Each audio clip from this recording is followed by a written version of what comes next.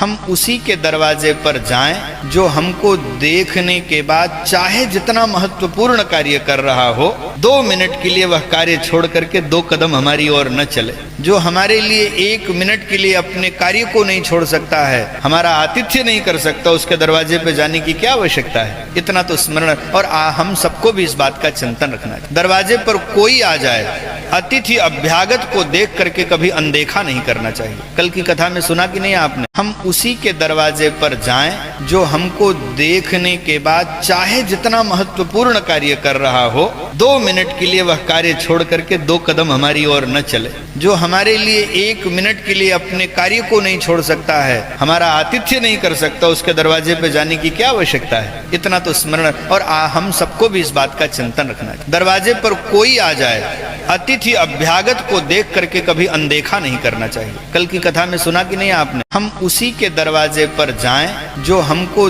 देखने के बाद चाहे जितना महत्वपूर्ण कार्य कर रहा हो, 2 मिनट के लिए वह कार्य छोड़ करके 2 कदम हमारी ओर न चले। जो हमारे लिए 1 मिनट के लिए अपने कार्य को नहीं छोड़ सकता है, हमारा आतिथ्य नहीं कर सकता, उसके दरवाजे पे जाने की क्या आवश्यकता है। इतना तो स्मरण और हम सबको भी इस बात का चिंतन रखना है। दरवाजे पर कोई आ जाए, अतिथि अभ्यागत को देख करके कभी अनदेखा नहीं करना चाहिए। कल की कथा में सुना कि नहीं आपने, हम उसी के दरवाजे पर जाएं जो हमको देखने के बाद चाहे जितना महत्वपूर्ण कार्य कर रहा हो, 2 मिनट के लिए वह कार्य छोड़ करके 2 कदम हमारी ओर न चले। जो हमारे लिए 1 मिनट के लिए अपने कार्य को नहीं छोड़ सकता है, हमारा आतिथ्य नहीं कर सकता, उसके दरवाजे पे जाने की क्या आवश्यकता है। इतना तो स्मरण और हम सबको भी इस बात का चिंतन रखना है। दरवाजे पर कोई आ जाए, अतिथि अभ्यागत को देख करके कभी अनदेखा नहीं करना चाहिए। कल की कथा में सुना कि नहीं आपने, हम उसी के दरवाजे पर जाएं जो हमको देखने के बाद चाहे जितना महत्वपूर्ण कार्य कर रहा हो,